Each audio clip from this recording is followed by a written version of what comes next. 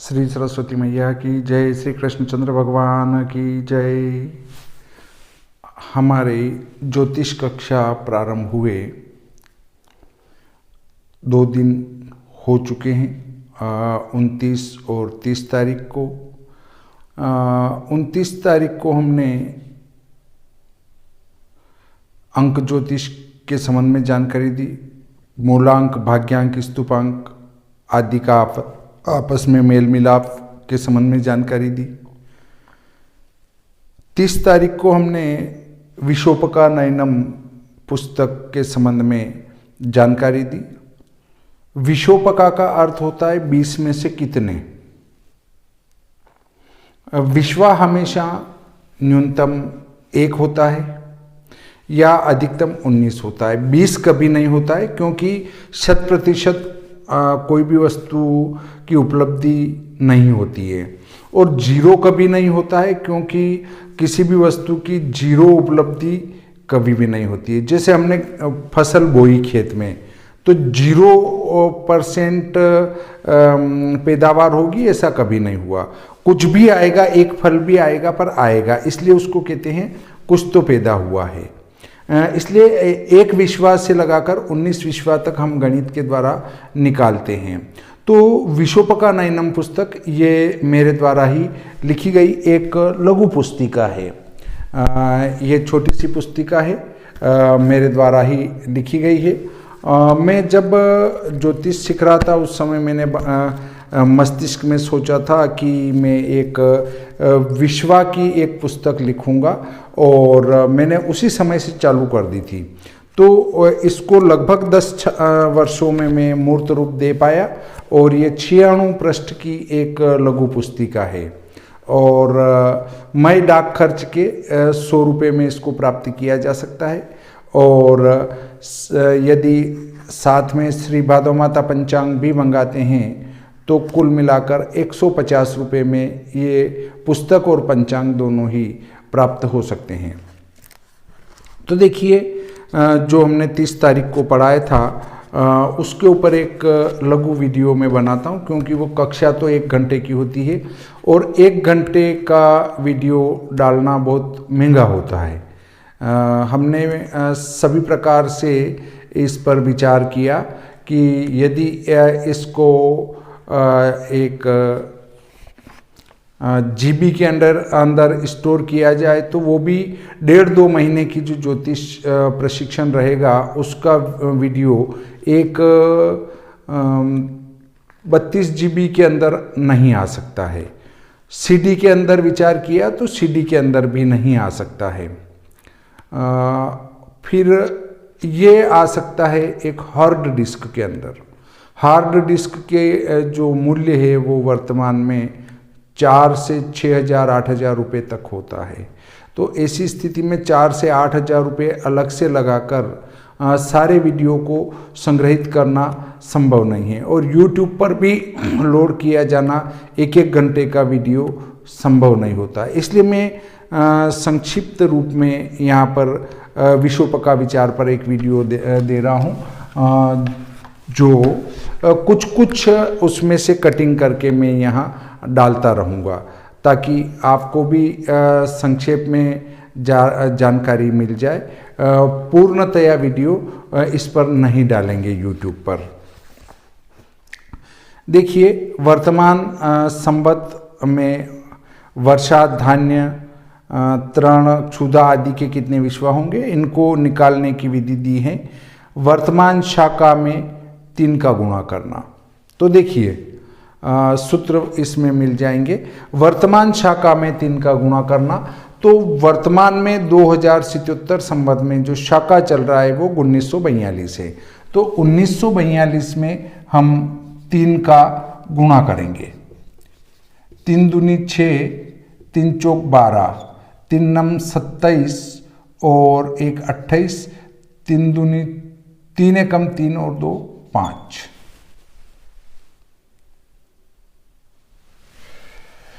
3 का गुणा करना, और 3 का गुणा करने के बाद में 7 का भाग लगाना। 7 का भाग लगा देते हैं। 7 8 56, 8 में से 6 2, 7 तिया 21, 1, 7 दूनी 14, 2।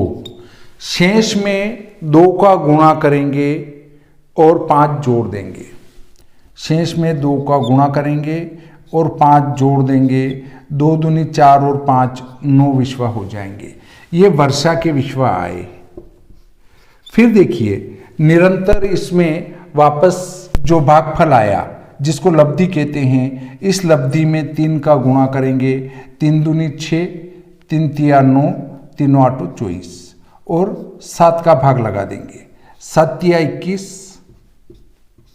4 में से 1 3, 7 5 35, 9 में से 5 गए 4, 7 6 42, 6 में से 2 गए 4, गुणित 2, 4 दूनी 8 धन 5, 13 विश्वा जो हो जाएंगे धान्य के विश्वा हो जाएंगे। तो देखिए इसके बाद निरंतर हम अगर करते जाएंगे तो विश्वा प्राप्त होंगे।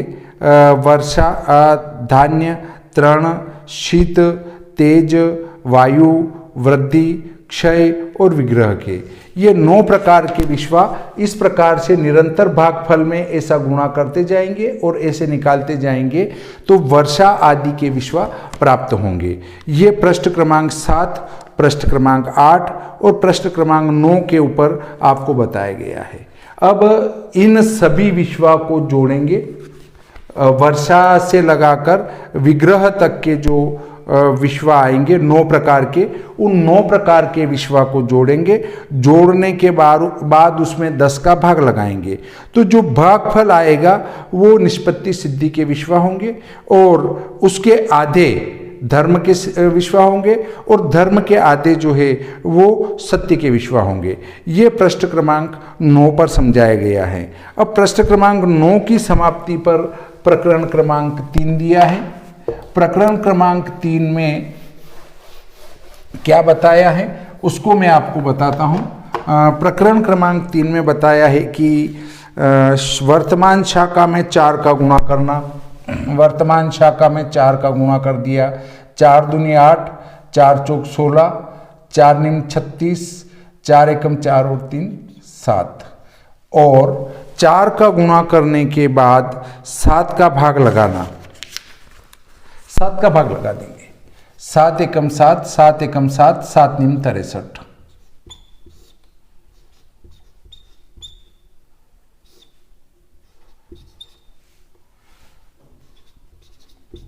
आठ में से 3 गए 5 बचे। अब देखिए ये विधि वो की वही है। अब इसमें क्या करना है कि शेष फल में 2 का गुणा कर 3 जोड़ेंगे। शेष फल में 2 का गुणा कर 3 जोड़ेंगे। 5 दूनी 10 और 3 13। ये क्षुधा के विश्वा होंगे। क्षुधा कहते हैं भूख, भूख के विश्वा होंगे। अब उसके बाद हम आगे चलेंगे तो देखिए फिर इसमें 4 का गुणा करेंगे। 4 निम 36 भागफल में। अब जो अगली क्रिया होगी अगले अगले भागफल में जो बचता जाएगा उसमें होगी। अब इसके बाद जो भागफल आएगा फिर अगली क्रिया उसमें होगी। तो ये 4 का गुणा कर 7 का भाग लगाते जाना है। शेष में 5 का गुणा कर 3 जोड़ते जाना है। तो अगले अगले विश्वा आते जाएंगे और 4436। इसमें अब 7 का भाग लगाया। 7 छंग 42, 4 में से 2 2, 7 तिया 21, 3 में से 1 गया 2 और 7 तिया 21, 6 में से 1 गया 5, गुणित 2 करेंगे, धन 3 जोड़ेंगे तो 13 विश्वा जो आएंगे त्रिशा का आएंगे। अब फिर इसमें 4 का गुणा कर 7 का भाग लगाएंगे। ऐसी जो चेन निरंतर आगे बढ़ाएंगे तो क्षुधा, तृषा, निंद्रा, आलस्य, उद्यम, शांति, क्रोध, दंभ, लोभ, मैथुन, निष्पत्ति, रस निष्पत्ति, फल निष्पत्ति और उत्साह के विश्वा होंगे। ये पृष्ठ क्रमांक 10, 11 और 12 पर समझाया गया है। अब प्रकरण क्रमांक 4 पृष्ठ क्रमांक 13 से लेते हैं। देखिए उसमें कौन सी गणित दी है वो भी मैं आपको समझाता हूं।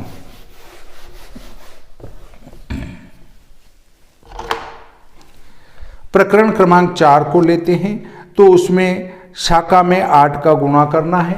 शाखा में 8 का गुणा करा, 8 दूनी 16, 8 चौक 32 और 1 33, 8 निम 72 और 3 75, 8 एकम 8 और 7 15। अब इसमें 8 का गुणा कर 9 का भाग लगा देंगे।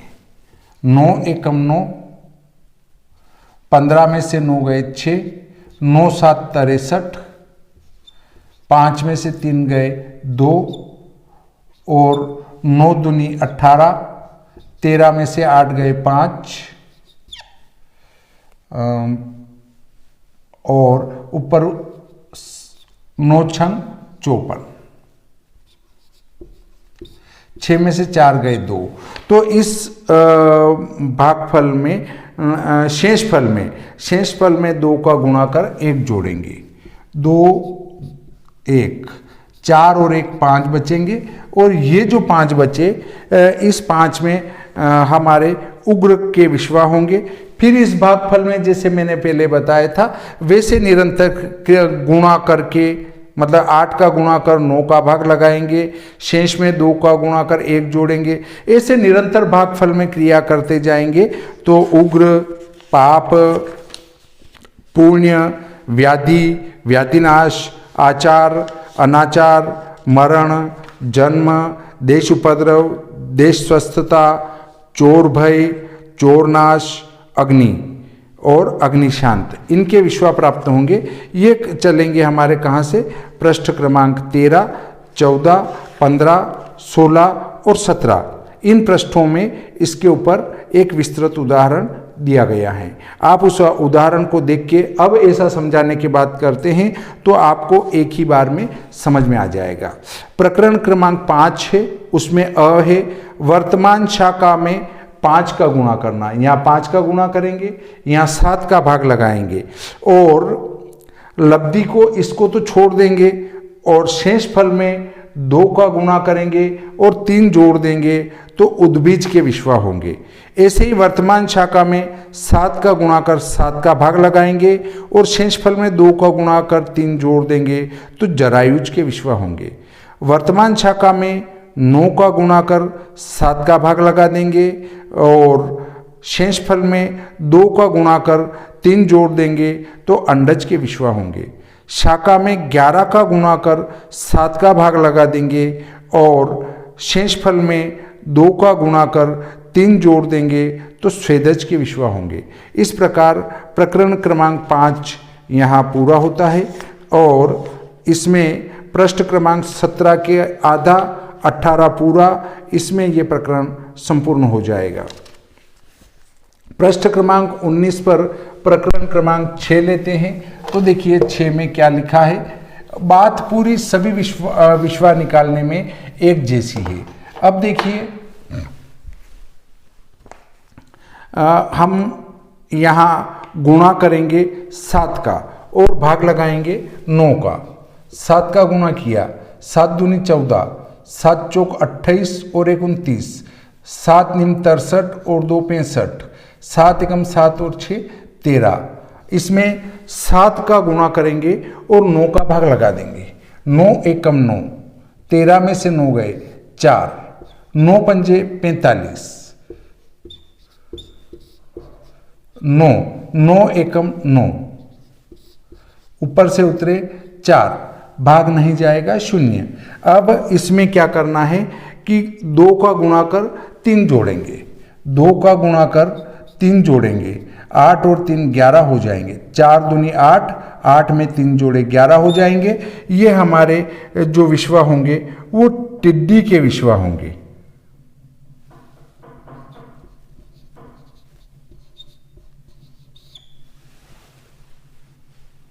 आगे चलते हैं तो इस चेन को आगे चलाएंगे। इसमें फिर 7 का गुणा करेंगे, 7 का गुणा कर 9 का भाग लगाएंगे, भागफल आएगा उसमें 2 का गुणा कर 3 जोड़ेंगे तो टिड्डी के बाद तोता के विश्वा आएंगे और फिर जो भागफल आएगा उसमें 7 का गुणा कर 9 का भाग लगाएंगे और ये चेन आगे चलाते रहेंगे तो टिड्डी, तोता, मूषक, सोना, तांबा, स्वचक्र, परचक्र और वृष्टि, अनावृष्टि के विश्वा प्राप्त होंगे। तो देखिए ये पृष्ठ क्रमांक 19, 20 और 21 पर दिया है। अब उसके बाद आता है पृष्ठ क्रमांक 21 पर संवत के विश्वा। कर्क संक्रांति के दिन जो वार होगा उसके अनुसार हम पृष्ठ क्रमांक 21 पर दिए चक्र के अनुसार संवत के विश्वा देख सकेंगे। माना हमारा कर्क संक्रांति प्रवेश हुई, उस दिन गुरुवार हैं या था, तो उस संवत के विश्वा इस चक्र में देखने पर गुरु के नीचे 18 लिखा है, इसलिए संवत के विश्वा 18 प्राप्त हुए। इस प्रकार जो हमने 30 तारीख को जो पढ़ाया था वह प्रकरण हम यहाँ समाप्त करते हैं। ये पूरा 1 घंटे का विवरण था जिस पर हमने विभिन्न पहलुओं पर चर्चा करी थी, जहाँ जो भी हमारे अध्येता थे, अध्ययन करने वाले थे, पढ़ाने वाले थे, उनके एक दूसरे के मन में जो शंकाएं कुशंकाएं उत्पन्न हुई, उन सभी प्रश्नों के ऊपर हमने विस्तार से चर्चा करी और सभी को संतुष्ट करने की कोशिश करी। तो इस प्रकार हम ये जान सकते हैं कि ये विशोपकानयनम पुस्तक कितनी सरल और कितनी व्यवस्थित पुस्तक है, जिसकी सहायता से आप पंचांग के प्रारंभ की सारी जानकारियाँ प्राप्त कर सकते हैं। चूँकि हम जन्मपत्रिका निर्माण करने जा रहे हैं तो उससे पहले पंचांग को कैसे देखें, और पंचांग को देखना आ जाता है परंतु उसमें जो वर्षा धान्य आदि के विश्वा हैं वे क्या हैं, वे कैसे निकलते हैं, उनका फलकाल कैसे होता है, तो हम पंचांग से लगाकर लास्ट तक हम इसका निरंतर जो है वो अध्ययन करते जा रहे हैं। और सुव्यवस्थित और क्रमबद्ध तरीके से यदि इसका अध्ययन करेंगे तो जन्मपत्रिका का ज्ञान भी हमें व्यवस्थित प्राप्त होगा। तो इस प्रकार से हम आज का ये प्रकरण यहीं समाप्त करते हैं। श्री सरस्वती मैया की जय, श्री कृष्णचंद्र भगवान की जय।